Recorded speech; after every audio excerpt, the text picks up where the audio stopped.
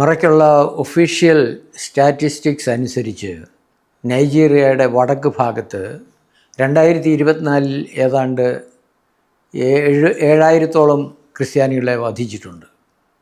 അത്രയും പേരെ തന്നെ അവർ അബ്ഡക്റ്റ് ചെയ്യുകയും ചെയ്തിട്ടുണ്ട്. അത് ഇവർ ചെയ്യുന്നത് പുരുഷന്മാരെ കൊല്ലും, അവരുടെ സ്ത്രീകളെയും കുഞ്ഞുങ്ങളെയും അവർ തട്ടിക്കൊണ്ടുപോകും. ഇതാണ് അവിടെ നടക്കുന്നത്. എന്ന് പറഞ്ഞാൽ ദിവസം 30 പേരെ വെച്ച് അവിടെ കൊല്ലുന്നുണ്ട്. 2025 കണക്ക് ഏതാണ്ട് അങ്ങനെ തന്നെയാണ്. ഈ കഴിഞ്ഞ 7 മാസത്തിനിടയ്ക്ക് 7,000 പേരെയാണ് വധിച്ചിരിക്കുന്നത്. 7,800 പേരെ അവർ അബ്ഡക്റ്റ് ചെയ്യുകയും ചെയ്തിട്ടുണ്ട്, തട്ടിക്കൊണ്ടു പോവുകയും ചെയ്തിട്ടുണ്ട്. ഇത് ലോകം അറിയുന്നില്ല.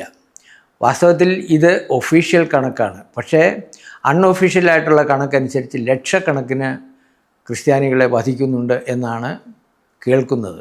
അവിടെ ആഫ്രിക്കയുടെ കാര്യത്തിൽ വാസ്തവം പറഞ്ഞാൽ ഇൻ്റർനാഷണൽ സമൂഹം ഇത് ശ്രദ്ധിക്കുന്നുണ്ടോ എന്നെനിക്ക് സംശയമുണ്ട്. മാർപ്പാപ്പ തൻ്റെ ആശങ്ക പല പ്രാവശ്യം അവരെ അറിയിച്ചിട്ടുണ്ട്.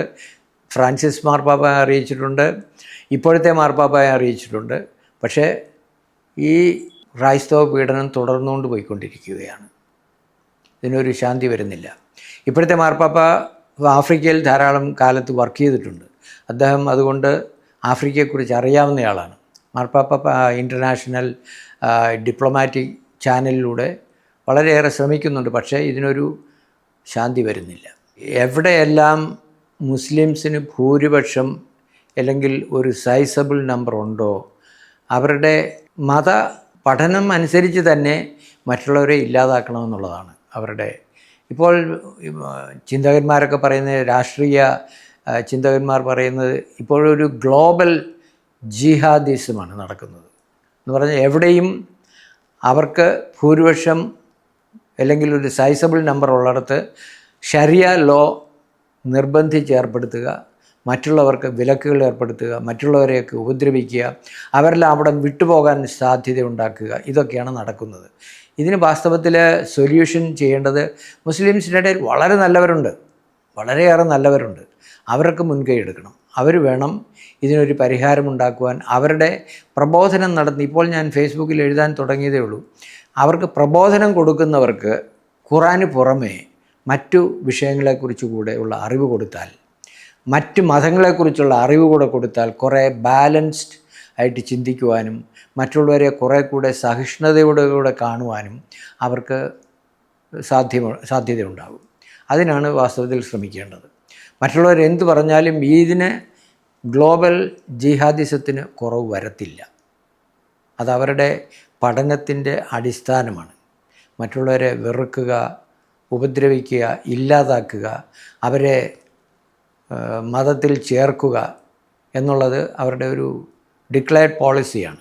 എപ്പോഴും ലോകത്തിലെവിടെയും പറയപ്പെടുന്ന ഒരു വാക്കാണ് ഇസ്ലാമോഫോബിയ.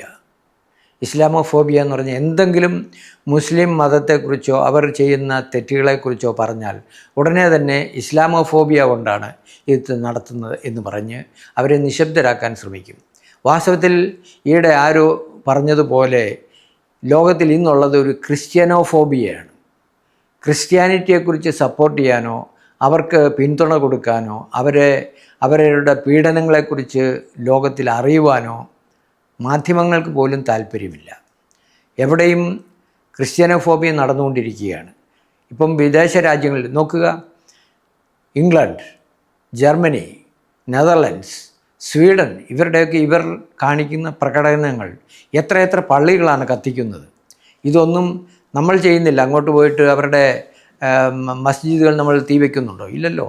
പക്ഷേ ഇവർക്ക് ഇത് ചെയ്തേ പറ്റുള്ളൂ. അങ്ങനെയുള്ള ഒരു പഠനമാണ് അവരുടെ തലയിലോട്ട് അടിച്ചു കയറ്റിയിരിക്കുന്നത്. അതുകൊണ്ട് അവരുടെ ജനസാമാന്യത്തിൻ്റെ ഇടയിലുള്ള മതബോധം ഒന്ന് വ്യത്യസ്തപ്പെടുത്തിയാലേ ഇത് മാറുകയുള്ളൂ. കാരണം ഇത് ജനങ്ങളുടെ മനസ്സിൻ്റെ ഉള്ളിൽ അവരുടെ സൈഖ്യയ്ക്കുള്ളിൽ ഇത് അടിച്ചു കയറ്റിയിരിക്കുകയാണ്. മറ്റുള്ളവരെ സ്നേഹിക്കരുത്, അവരെ വെറുക്കണം, അവരോട് സംസാരിക്കരുത്, അവരെ അകറ്റി നിർത്തണം.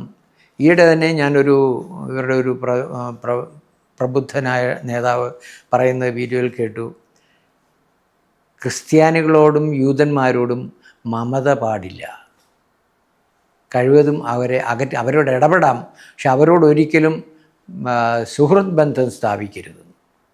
ഇങ്ങനെയൊക്കെ പറയുമ്പോൾ അതവരുടെ മതചിന്തയുടെ അടിത്തറയായിട്ട് ഇത് കിടക്കുമ്പോൾ ഇതവർക്ക് സർവ്വസാധാരണമായിട്ട് തോന്നും. ചെയ്യുന്നതിലൊരു തെറ്റും അവർക്ക് തോന്നത്തില്ല. ഇത് മാറണമെങ്കിൽ ഇപ്പോൾ വാസ്തവത്തിൽ ഇവരുടെ മത നേതാക്കന്മാർ വിചാരിക്കണം. കൂടാതെ ഇപ്പോൾ വാസ്തവത്തിൽ സൗദി അറേബ്യ മുൻകൈ എടുത്തിട്ടുണ്ട്. പക്ഷേ സൗദി അറേബ്യ ആണെങ്കിലും ഈ തരത്തിലുള്ള റാഡിക്കൽ മൂവ്മെൻറ്റ്സിന് പിന്തുണ കൊടുക്കുന്നത് ഇറാനും ഖത്തറുമാണ് ഇവർക്ക് പിന്തുണ കൊടുക്കുന്നതും സാമ്പത്തിക സഹായം എത്തിച്ചു കൊടുക്കുന്നതും. അതുകൊണ്ട് ഈ രണ്ട് രാജ്യങ്ങൾ കൂടെ ഇതിൽ ഭാഗവാക്കായാൽ പ്രശ്നങ്ങൾക്കൊരു സമാധാനമുണ്ടാകും. ഫ്രാൻസിസ് മാർപ്പാപ്പ ഡിപ്ലോമാറ്റിക് മാർഗങ്ങളിലൂടെ ശ്രമിച്ചിരുന്നു. ഇപ്പോഴത്തെ മാർപ്പാപ്പയ്ക്ക് കൂടുതലായിട്ട് ആഫ്രിക്കൻ രാജ്യങ്ങളെക്കുറിച്ച് അറിയാം. മാർപ്പാപ്പ ഡിപ്ലോമാറ്റിക് ചാനലിലൂടെ അവിടെ സമാധാനം ഉണ്ടാകാൻ വേണ്ടി ശ്രമിക്കുന്നുണ്ട്. ഇതിൻ്റെ ശ്രമത്തിൻ്റെ ഭാഗമായി മിക്കവാറും യുണൈറ്റഡ് സ്റ്റേറ്റ്സും അമേരിക്കയും ഇതിൽ ഇടപെടും എന്നാണ് ഞാൻ വിചാരിക്കുന്നത്. കാരണം ഇത് വളരെ നമ്മുടെ മാധ്യമങ്ങളിൽ ഇല്ലെങ്കിലും ലോക മാധ്യമങ്ങളുടെ ഇടയിൽ ഇതൊരു ചർച്ചാ വിഷയമായിട്ടുണ്ട്. അതുകൊണ്ട് അമേരിക്കയും ഇതിൽ ഇടപെടും എന്ന് ഞാൻ വിചാരിക്കുന്നു. അമേരിക്ക ഇടപെട്ടാലേ ഇതിനൊരു സമാധാനം ഉണ്ടാക്കുവാൻ ഉള്ള ഇതൊരു പൊളിറ്റിക്കൽ സൊല്യൂഷനാണ് വരേണ്ടത്. അവിടെ വടക്ക് ഭാഗത്ത് മുസ്ലിംസാണുള്ളത്, തെക്ക് ഭാഗത്ത് മറ്റു മതസ്ഥരും ക്രിസ്ത്യാനികളും മറ്റു മതസ്ഥരാണുള്ളത്. അപ്പോൾ അവരുടെ മേൽ ആധിപത്യം സ്ഥാപിക്കുവാൻ വേണ്ടിയിട്ട് നൈജീരിയയുടെ വടക്ക് ഭാഗത്തുള്ളവർ താഴോട്ട് നടത്തുന്ന ആക്രമണങ്ങളാണ് ഈ നടക്കുന്നത്. അപ്പോൾ അതിനൊരു പൊളിറ്റിക്കൽ സൊല്യൂഷൻ അവിടെ ഉണ്ടാക്കുവാൻ സാധിക്കുമോ എന്നാണ് ശ്രമിക്കേണ്ടത്. ശ്രമിക്കുമെന്നാണ് ഞാൻ വിചാരിക്കുന്നത്.